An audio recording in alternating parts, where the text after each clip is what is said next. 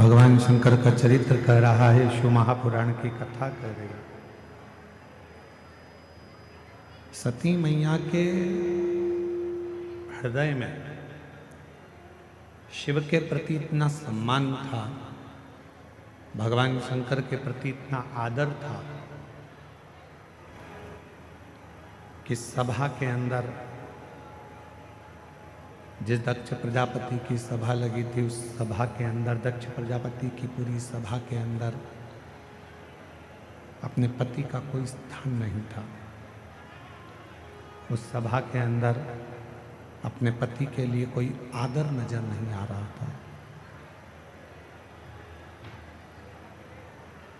जब पति के लिए कोई आदर नहीं दिखा, सम्मान नहीं दिखा, सत्कार नहीं दिखा, तब सती माता ने अपने प्राणों को त्याग दिया। तब माता सती ने अपने प्राणों को छोड़ दिया। कब त्यागा? जब उन्होंने अपने पति का अपने पिता के घर में आदर नहीं देखा, सम्मान नहीं देखा, सत्कार नहीं देखा। अर्थात सती माता के हृदय में शिवजी के प्रति इतना प्रेम था, भगवान शंकर के प्रति इतना प्रेम था, इतना आदर था, इतना सम्मान था कि सती मैया अपने पति का अपमान सह नहीं पाई।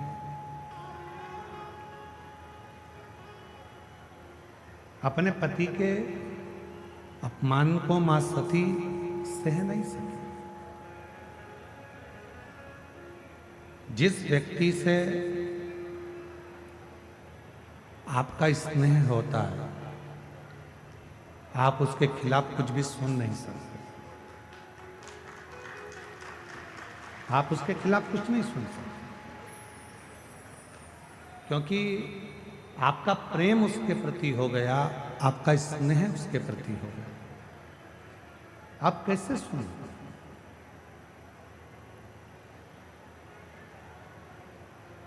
जितनी मेरी जीजियां बैठी हैं, जितने मेरे जीजा बैठे हैं, जितनी मेरी माताएं बैठी हैं, जितने मेरे भाई बैठे हैं, जितने मेरे जीजा बैठे हैं, जितने मेरे बुजुर्ग माता पिता बैठे हैं, आप सब जरा विचार कर कर बताना, एक बेटा कोई गलती करता है और लोग आकर बता देते हैं। एक बेटा गलती करता है और किसी ने आकर बताया कि तुम्हारे बेटे ने ये गलती करी है, तुम्हारे बेटे ने ऐसा कर दिया, तुम्हारे बेटे ने वैसा कर दिया, तुम्हारा बेटा ऐसा गलत कर रहा है। ईमानदारी से बोलना, माँ मानने को तैयार हो जाती है क्या कि मेरा बेटा ऐसा कर सकता? माँ मानती ही नहीं, माँ मानने को तैयार ही नहीं होती है, माँ मान ही नहीं पाती है। क्यों? क्योंकि एक माँ अपनी बेटी से इतना प्रेम करती है, एक माँ अपने बेटे से इतना स्नेह करती है, इतना प्रेम करती है, इतना स्नेह करती है कि वो कुछ मानने को तैयार ही नहीं होती।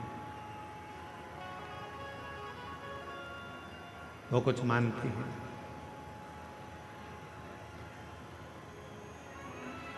प्रेम जब बहुत ज्यादा मात्रा में बढ़ जाता है, स्नेह बढ़ जाता है, तो हमें अवगुण नजर नहीं आते, हम उसमें केवल गुण ही देखते हैं।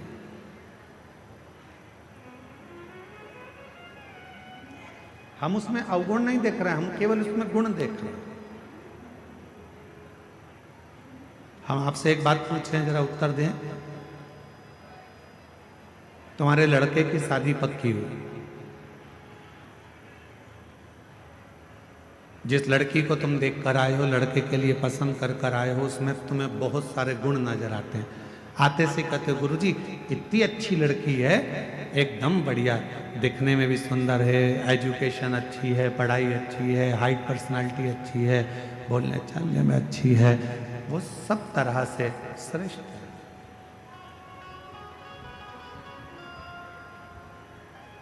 क्यों?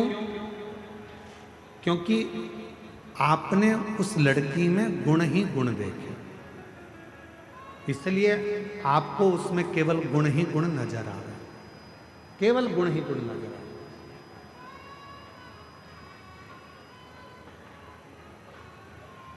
और कुछ समय के बाद जब लड़की शादी कर कर आपके घर में आ जाती है, विवाह कर कर आ गई, 2-4 साल निकल गए, फिर उसके सारे गुण कहाँ चले जाते हैं? अब आप उसमें गुण नहीं देख रहे हो, आप उसमें अब दिन भर सुबह से शाम तक अवगुण ढूंढने का प्रयास करो। दिन भर हम उसमें अवगुण ढूंढ रहे हैं, दिन भर हम उसमें अवगुण देख रहे हैं, हम उसमें गुण नहीं ढूंढ पा रहे, हम उसमें अवगुण ढूंढ रहे। पहले वही बहू 7 बजे उठकर आती थी तो तुम कुछ नहीं कहते थे, अब वही बहू 7 बजे उठती है तो तुम्हें लगता है कि बहुत देर से उठ गई।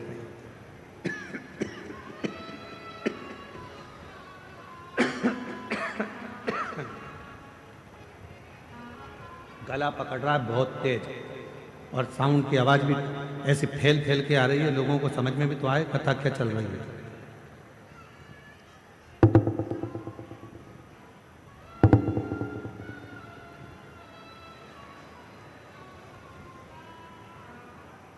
लड़की वही है, पहले हमने उसमें केवल गुण देखा और अब हम उसमें अवगुण देख रहे हैं।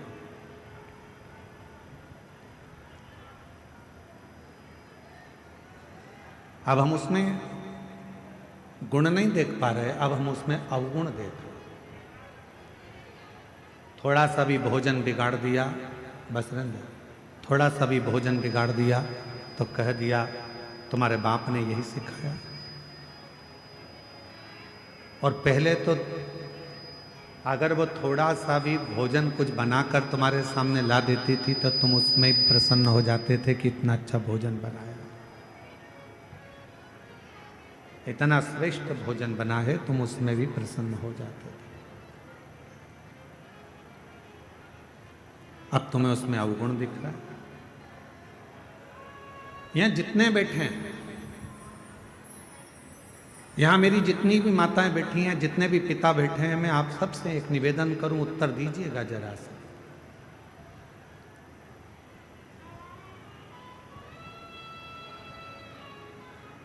तुम्हारा दामाद,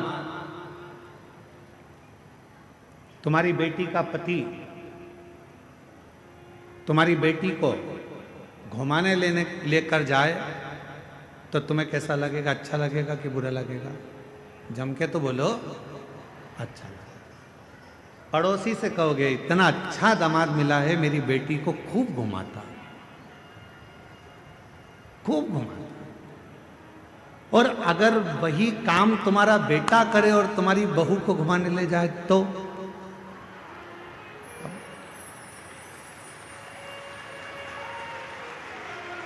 विचार करो। दामाद बेटी को अगर सोने की, तुम्हारी बेटी को सोने की रकम दामाद दिलाए तो मेरा दामाद हीरा है। अभी दिवाली पर उसने मेरी बेटी को सोने का हार दिलाया, रानी हार दिलाया। और वही काम तुम्हारा बेटा करे और तुम्हारी बहू को सोने का हार दिला दे तो तुम्हारा भगोने जैसा मुंह हो जाए।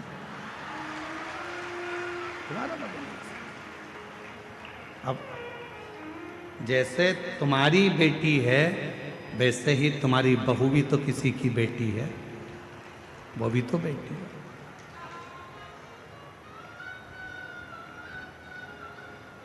फिर दो मुख क्यों? फिर दो विचार क्यों? फिर दो दृष्टि क्यों?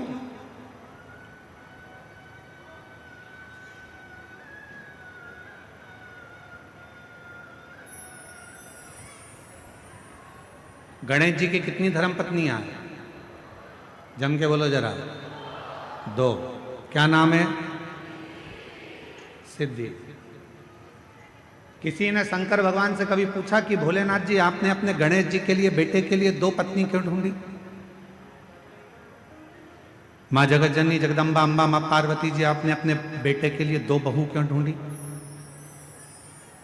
किसी ने पूछा कभी गणेश जी महाराज से कि गणेश जी आपके लिए आपके माता पिता ने 2 पत्नी क्यों ढूंढी? क्या आपके लिए एक धर्म पत्नी श्रेष्ठ नहीं थी? फिर आपने 2 पत्नियों को क्यों धारण किया, 2 पत्नी क्यों रखी?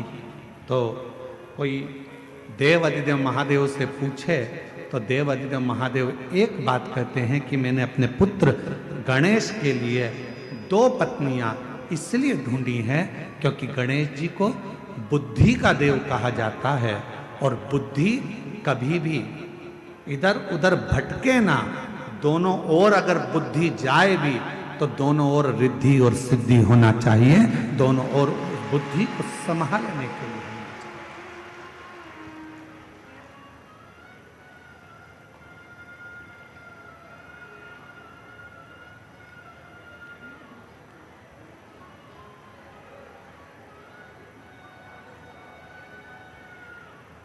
दो दृष्टि नहीं रखना। हमारी बुद्धि 2 तरह से बढ़ जाती है। बेटी और दामाद के लिए हमारी बुद्धि कुछ और कहती है और बेटा और बहू के लिए हमारी बुद्धि कुछ और कहती है।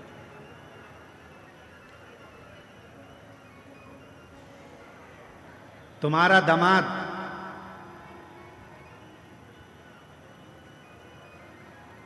तुम्हारी बेटी बीमार पड़ गई, तुम्हारी बेटी बीमार पड़ी और तुम्हारा दामाद उसको हॉस्पिटल दिखाने ले गया, तुम्हारा दामाद घर में पोछा लगा दिया, तुम्हारे दामाद ने झाड़ू लगा दी, तुम्हारे दामाद ने चाय बनाकर पिला दी और तुम उससे मिलने गए। मेरा दामाद इतना हीरा है, मेरी बेटी बीमार पड़ गई तो इतनी सेवा कर रहा, इतनी सेवा कर रहा, और मालूम पड़े तुम्हारी बहू बीमार पड़ जाए और तुम्हारा बेटा वही की वही करे तो मेरा बेटा तो लल्लू हो गया। दिन भर उसमें लगा।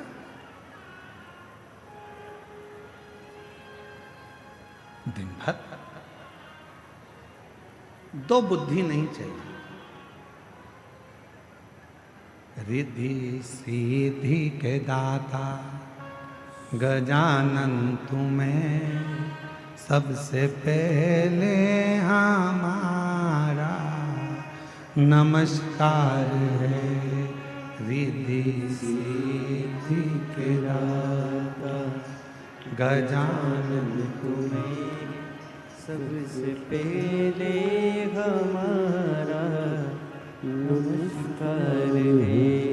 रिद्धि सीधी के दाता गजानन तुम्हें सबसे पहले हमारा नमस्कार है। एक बुद्धि रखिए, समदृष्टि रखिए, समदृष्टि। बेटी बीमार पड़ गई, चिंता लग गई, मेरी बेटी 3 दिन से बीमार है, मेरी बेटी ने कुछ नहीं खाया। बहू बीमार पड़ गई, ढोंग कर रही है।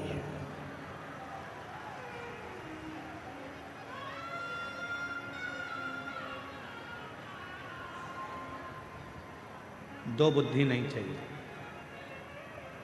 2 दृष्टि नहीं चाहिए, 2 विचार नहीं चाहिए। एक मन, एक बुद्धि, एक चित्त, एक विचार, समभाव होना चाहिए। समभाव। जब हमारी जिंदगी में हम समता का भाव रखेंगे तब हमारे जीवन में देव अधिदेव महादेव कृपा करना प्रारंभ कर देंगे और हमारी जिंदगी को श्रेष्ठ बनाएंगे। हम समता का भाव ही नहीं रखते।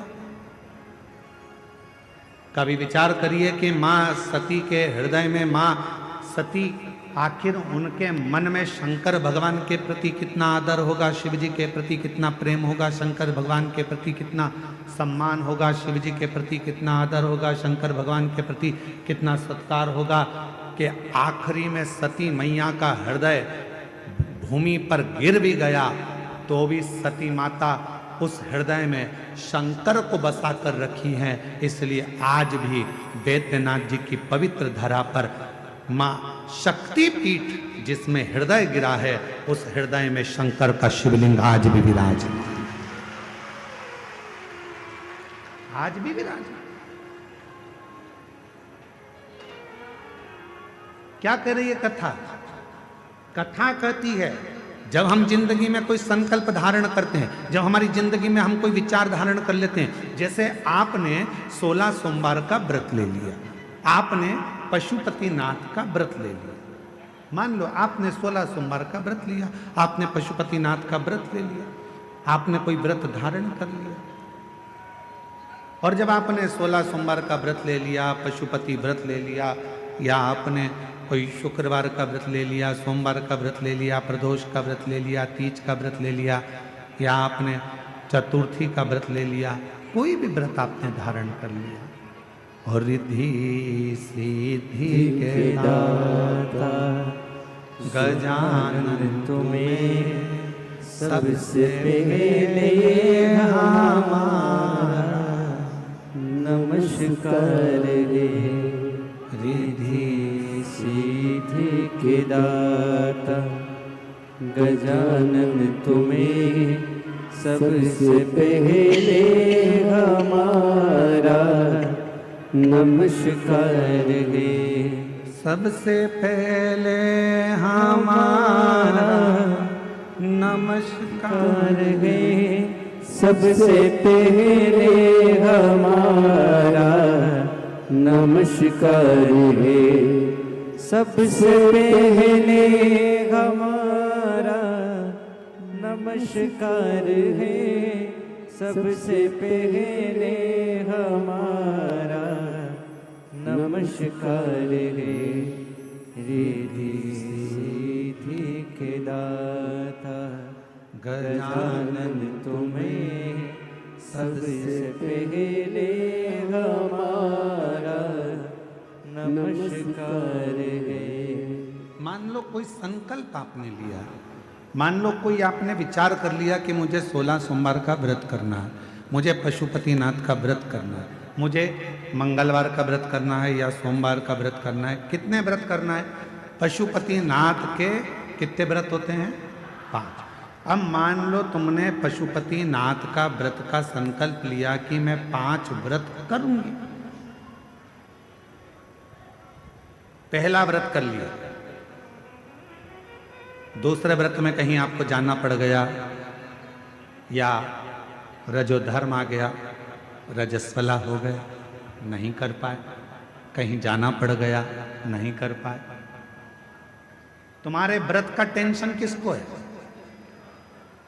तुमको कि मेरा व्रत नहीं हुआ।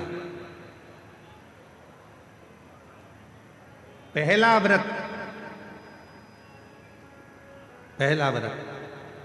यदि आपने कर लिया है, उसके बाद के अगर 4 व्रत तुम्हारे रह गए हैं, उसकी चिंता तुम्हें नहीं रहती। जिसका तुमने संकल्प लिया है उस महादेव को तुम्हारी चिंता रहती है कि यह कब पूरा।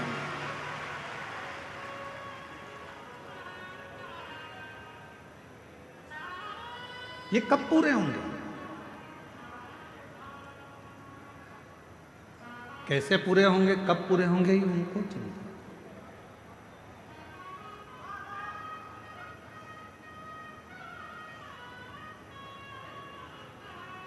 ये व्रत कैसे होंगे, ये उनको चिंता। आपको लगता है कि मेरा सोमवार का व्रत ये वाला छूट गया है, रजोधर्म से हो गई, या कहीं मुझे जाना पड़ गया, ये व्रत रह गया है, कैसे पूरा होगा, उसकी चिंता तुम मत करो। तुम तो देव अधिदेव महादेव पर छोड़ दो। बाबा ने पहला व्रत करवाकर या दूसरा व्रत करवाकर बीच में अगर 1-2 सोमवार निकल गए, कोई कारण से बाबा ने उस व्रत को बीच में रोक दिया है, उसका कोई कारण है।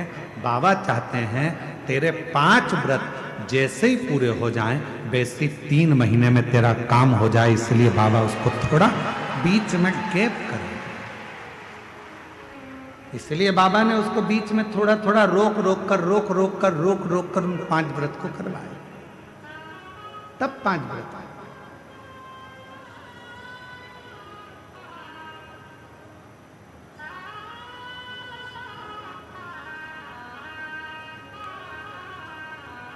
इसलिए शिव महापुराण की कथा कहती है जिंदगी का कोई भी पल, कोई भी क्षण, कोई भी समय आपके लिए हर समय, हर क्षण, हर पल प्रसन्नता का और समता का होना चाहिए।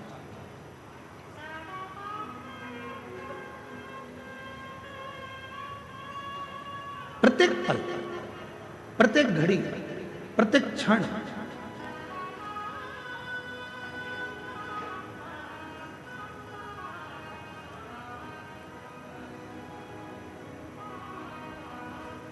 आप जब चाहो जब भगवान को भजो, आप जब चाहो जब शिव का स्मरण करो। इस हृदय में शिव समाहित है।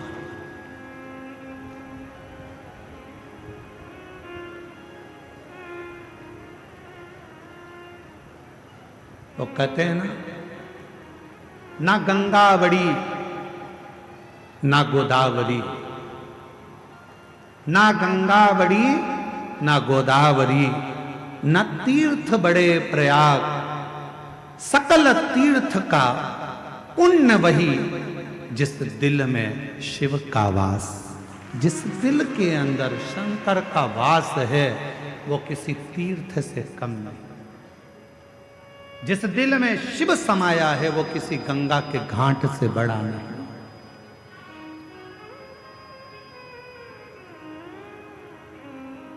सबसे बड़ा तीर्थ कौन सा होता है? आपका हृदय, आपका दिल, आपका मन।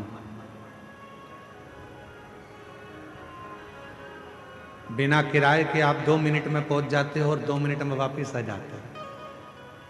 अभी बैठे बैठे आप लोगों से हम काशी की बात करेंगे तो तुम्हारा दिल काशी पहुंच जाएगा, वापस लौट कर आ जाएगा। पैसा भी नहीं लगा, 1 रुपया नहीं लगा, घर में बैठे बैठे सारे तीर्थ हो जाते हैं। इसलिए शास्त्र कहता है गंगा बड़ी ना गोदावरी, ना तीर्थ बड़े प्रयाग, सकल तीर्थ का पुण्य वही जिस दिल में शिव का वास। जिस दिल में शंकर का वास होता है वो गंगा, कावेरी, गोदावरी, तीर्थ, प्रयाग सबसे बड़ा वही हृदय हो जाता है।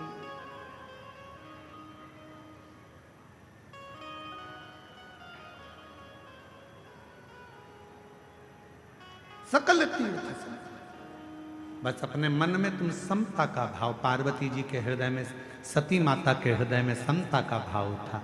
कितना सुंदर संवाद मां सती ने कहा।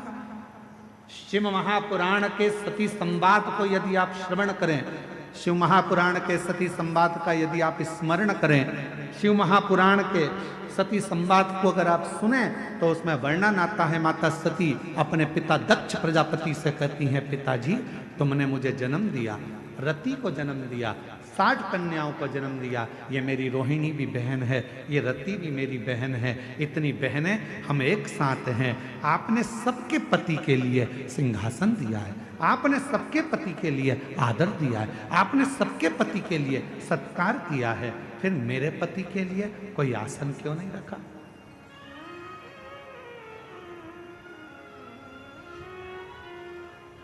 फिर मेरे पति के लिए आपने कोई आदर का स्थान क्यों नहीं रखा?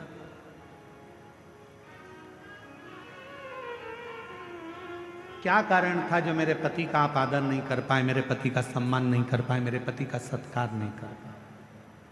क्या था? राजा दक्ष प्रजापति कुछ नहीं बोले। एक शब्द राजा दक्ष प्रजापति ने ऐसा कह दिया कि सती मैया ने अपने प्राणों को त्याग दिया।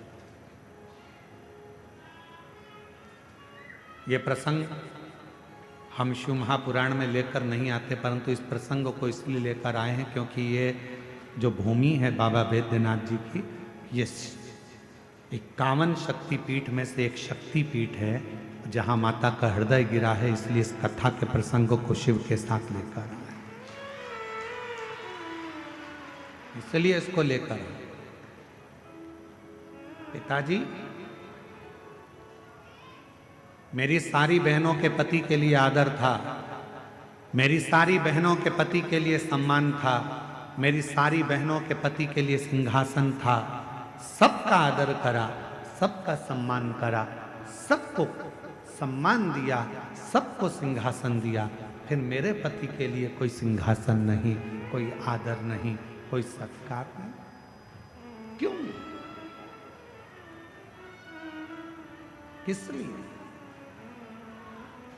दक्ष प्रजापति कुछ नहीं बोले, एक शब्द भी दक्ष प्रजापति ने नहीं कहा। जब माता सती ने क्रोध में आकर कहा, पिताजी तुमने मेरे पति का सम्मान नहीं किया, तब दक्ष प्रजापति को क्रोध आ गया और क्रोध में आकर दक्ष प्रजापति ने कहा, सुन सती, ये तेरा घर नहीं, ये तेरे पति का घर नहीं, ये तेरे पिता का घर है, और मेरा मन, मेरे घर में मैं किसको बुलाऊं? सती, मैंने तो तुझे भी नहीं बुलाया था, तू आ क्यों गई? क्यों आई तू? मैंने तो तुझे भी निमंत्रण नहीं दिया था, मैंने तो तुझे भी नहीं बुलाया था, तू क्यों आई? किस लिए आई?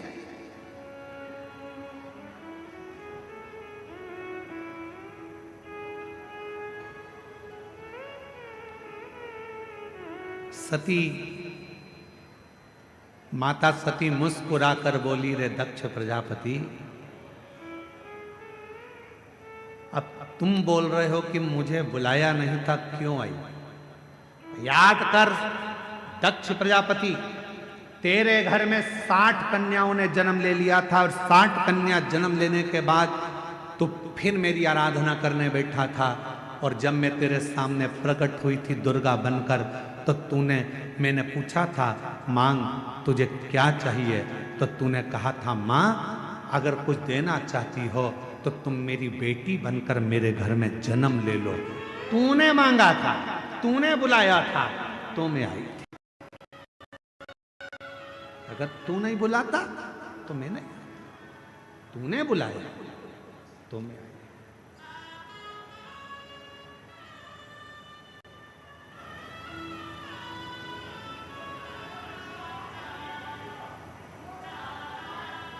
और महाराज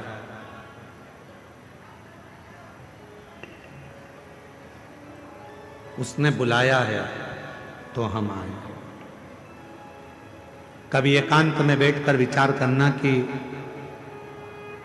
तुम्हारे घर के बाहर कुत्ता घूमता हुआ दिखे, तुम्हारे घर के बाहर गधा घूमता हुआ दिखे, तुम्हारे घर के बाहर चींटी, चीटा, चूहा, छिपकली, इल्ली, झिंगूर, पक्षी, ये सब दिखते हुए नजर आए, तो विचार करना कि भगवान ने कितनी बड़ी कृपा करी कि तुमको छिपकली बनाकर पैदा नहीं करा, तुमको झिंगूर बनाकर पैदा नहीं करा, तुमको चींटी बनाकर पैदा नहीं करा, तुमको मेरे भगवान ने पैदा करा तो मनुष्य बनाकर पैदा करा। मतलब भगवान कुछ चाहते थे तुझसे कि तू जन्म लेकर फिर संसार से मुक्त हो जा,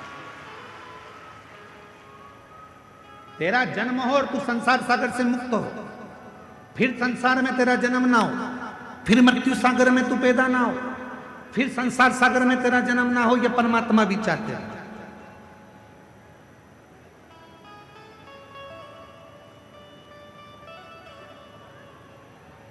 और महादेव नमन चरणों में, महादेव नमन चरणों में, स्वीकार कीजिए सबका किया है, मेरा भी उद्धार कीजिए, उद्धार कीजिए।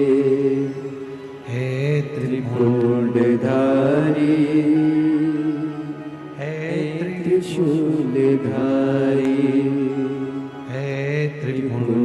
धारी, हे त्रिशूलधारी। चरणों में तेरे बाबा जी पावन है चारों धाम। चरणों में तेरे बाबा जी पावन है चारों धाम। तेरी देव करते वंदना, पूजे सीताराम। तेरी देव करते वंदना, पूजे सीताराम। हो जाए पूरी कामना, हो जाए पूरी कामना। उपकार कीजिए सबका किया है, मेरा भी उद्धार कीजिए, उद्धार कीजिए। हे त्रिशूलधारी, हे त्रिशूलधारी, हे त्रिशूलधारी,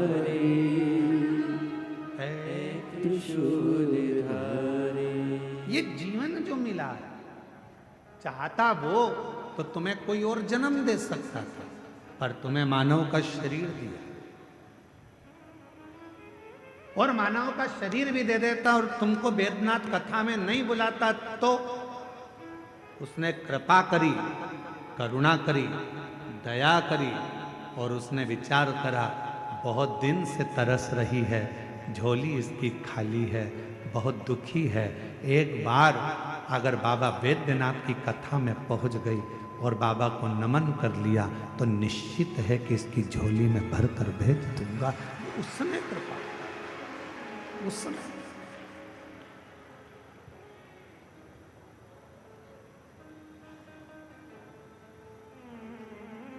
कल एक बहन जी ने पत्र लिखा, और पत्र में, कल हम पत्र को ढूंढेंगे तो टाइम लगेगा, उस पत्र में लिखा कि गुरुजी इतनी भीड़ है कि अंदर तो हम जा ही नहीं सकते, हम तो बाहर बैठते हैं और आप हमको दिखते भी नहीं है, आप हमें दिखते ही नहीं, आप हमें नजर ही नहीं आते। हमने उनसे कहा जो पत्र जिन्होंने लिखा है हम उनको निवेदन करें, उनको कहें, वो दिखता भी नहीं है।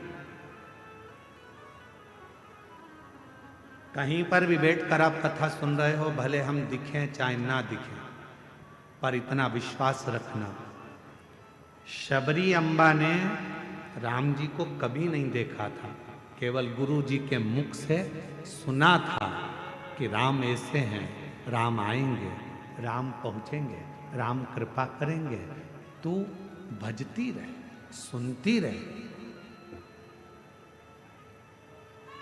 शबरी अम्बा ने केवल राम जी को कभी नहीं देखा था, पर शबरी अम्बा राम जी की रोज इंतजार करती थी, कभी तो आएंगे, कभी तो मिलेंगे, कभी तो दिखेंगे, कभी तो दिखेंगे। और एक दिन ऐसा आ गया कि राम जी शबरी अम्बा के लिए 14 वर्ष के वन के क्षेत्र में चले और एक दिन शबरी अम्बा के दरवाजे पर पहुंच गए। हम जानते हैं कि हम दिख नहीं रहे होंगे आप, हम ये भी जानते हैं कि कई लोग ऐसे हैं कि बाहर से ही आते हैं और बाहर से ही चले जाते हैं, उनको अंदर आने का भी मौका नहीं मिलता। इतना बड़ा ग्राउंड, शायद बाबा देवघर का ये सबसे बड़ा ग्राउंड है जो प्रशासन ने इस कथा के लिए अलॉट करा दिया। ये देवघर का सबसे बड़ा ग्राउंड है जिसकी परमिशन मिली और जिस पे कथा हुई। किसी को अंदाजा नहीं था कि ये ग्राउंड में इतने पहले दिन से लोग आ जाएंगे, दूसरे दिन और बढ़ जाएंगे, तीसरे दिन और बढ़ जाएंगे। किसको मालूम?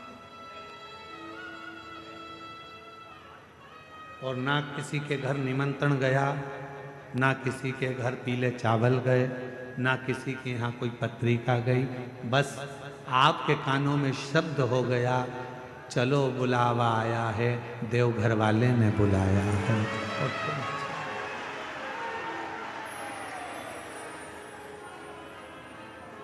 चल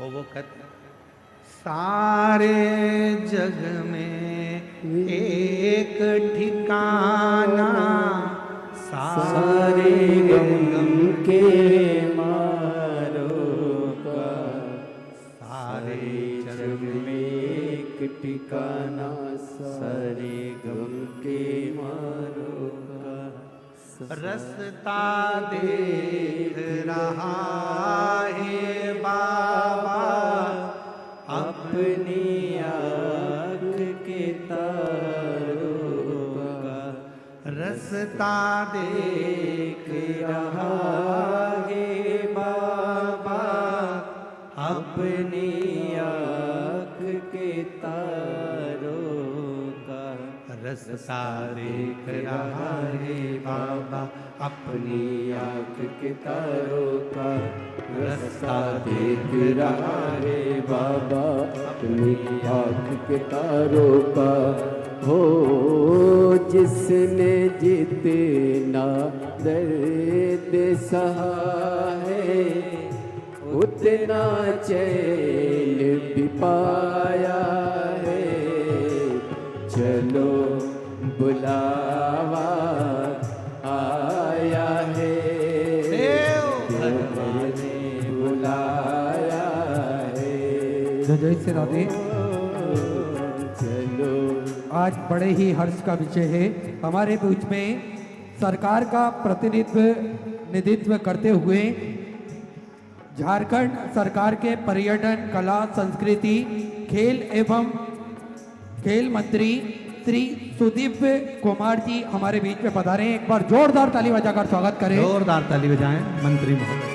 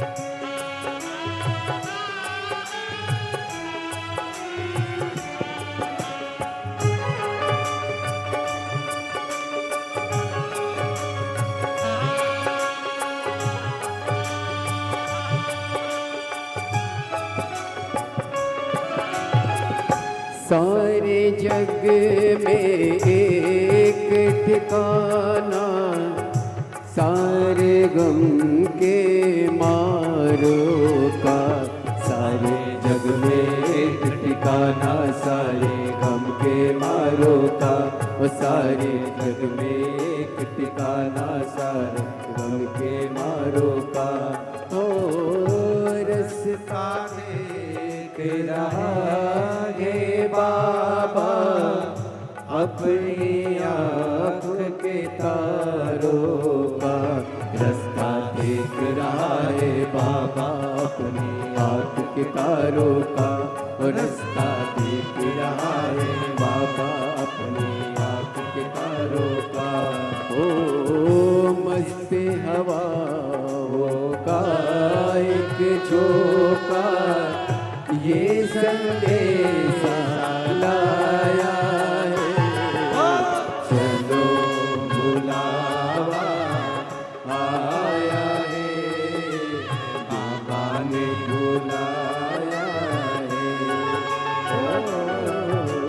चलो बुलावा आया है, बाबा ने बुलाया है।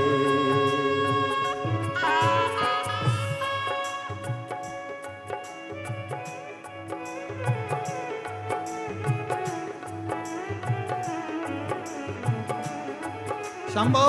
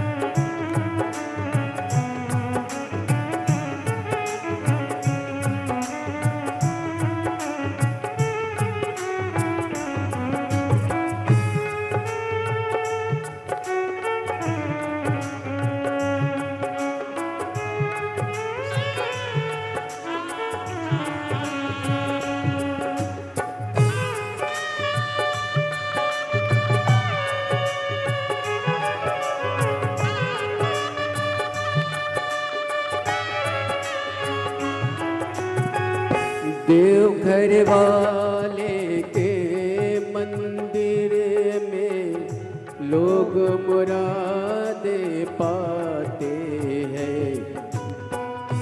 रोते आते हंसते हंसते रोते आते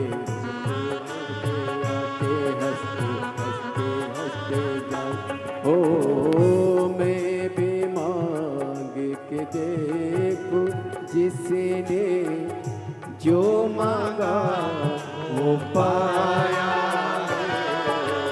चलो बुलावा आया है, बाबा ने बुलाया है। चलो बुलावा आया है, बाबा ने बुलाया है।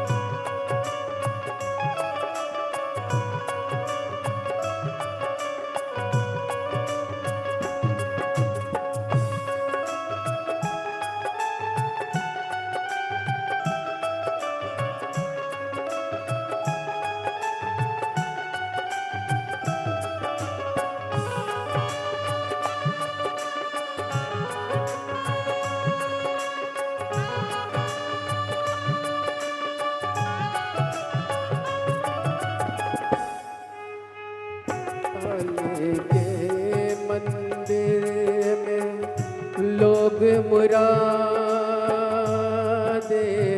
पाते हैं।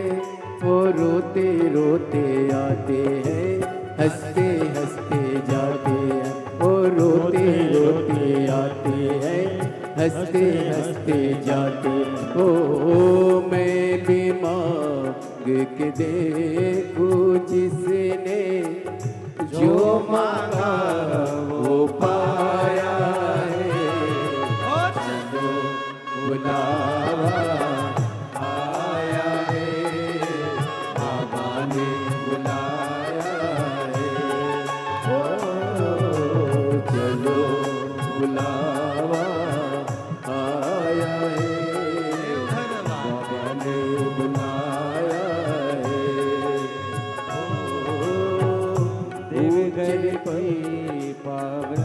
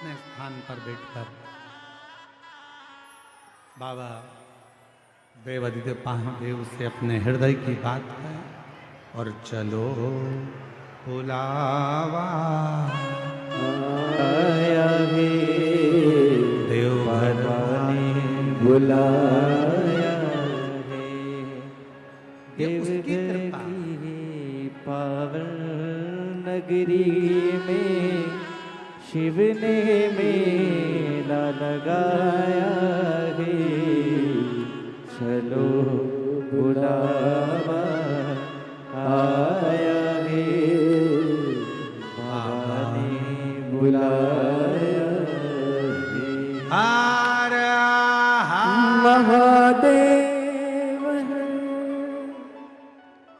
बाबा से अपने मन का भाव कहेंगे। उसके पहले हमारे इस पवित्र प्रांगण में देवघर की पवित्र धरा पर बाबा देवादिदेव महादेव की पवित्र कथा का रसपान करने के लिए झारखंड सरकार के माननीय पर्यटन मंत्री सुदिव्य कुमार जी हमारे बीच में विराजमान हैं। एक बार उनके लिए जोरदार ताली बजाकर साधुवाद। जो झारखंड सरकार का नेतृत्व करने के लिए बड़े भाव के साथ यहाँ पधारे